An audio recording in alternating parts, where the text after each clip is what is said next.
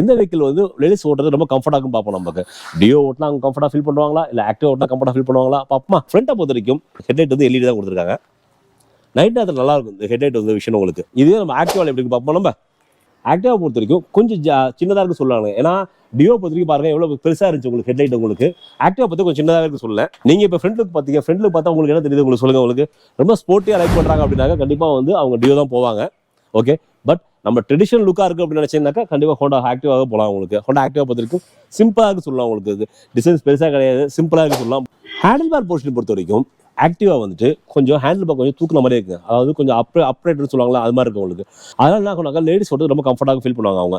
இது வந்து ஆக்டிவா வந்து ஒரு சாரி கட்டிட்டோ ஒரு சல்வாரோ வாட்டர் ஜீன்ஸ் எதை போட்டிருந்தாலும் ஆக்டிவா ஓட்டுறது ரொம்ப சூப்பராக சொல்லலாம். டியோ பொறுத்த வரைக்கும் ஹேண்டில் வந்து கொஞ்சம் கீழே இறக்கி சொல்லுவாங்க. பாருங்க இது கொஞ்சம் கீழே இறங்கிருக்கு, இப்படிதான் ஓட்டுற மாதிரி இருக்கும் நமக்கு. இது சரியா, இது வந்து கொஞ்சம் ரிலாக்ஸ் பொசிஷன் இருந்துச்சு ஆக்டிவா. பட் இது கொஞ்சம் ரிலாக்ஸ் பொசிஷன் கிடையாது.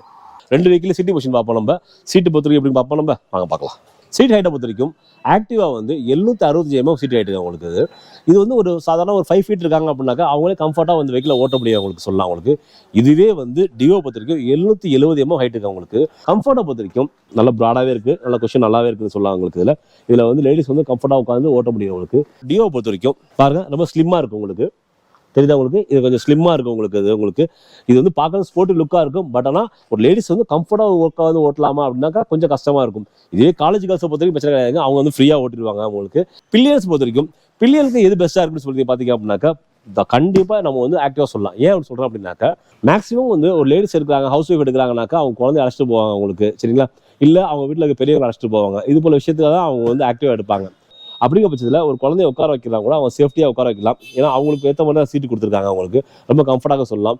ஒரு எல்டர் உட்காடுறாங்க, இதே வந்து அம்மா உட்காடுறாங்க இல்லை அப்பா உட்காடுறாங்கன்னா கூட கொஞ்சம் கம்ஃபர்ட்டாக உட்காரலாம் இதில் ஆக்டிவா பொறுத்த வரைக்கும். இதுவே வந்து டியோவை பொறுத்த வரைக்கும் அந்த விஷயம் வந்து கொஞ்சம் கஷ்டமாக இருக்கும் உங்களுக்கு. ஏன்னா இங்கே பாருங்க இது வந்து கொஞ்சம் ப்ராடாக இருக்கும், அவங்க உட்கார்றது கொஞ்சம் கஷ்டமாக இருக்கும் உங்களுக்கு. அது இங்கே பாருங்க.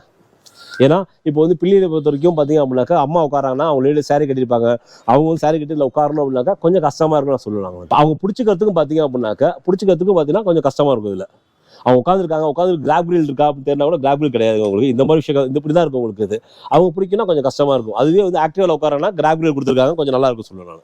கம்பேரிட்டிவ் டியோவோட ஆக்டிவா வந்து பெஸ்ட்டாக இருக்குன்னு சொல்லுவேன் நான் உங்களுக்கு.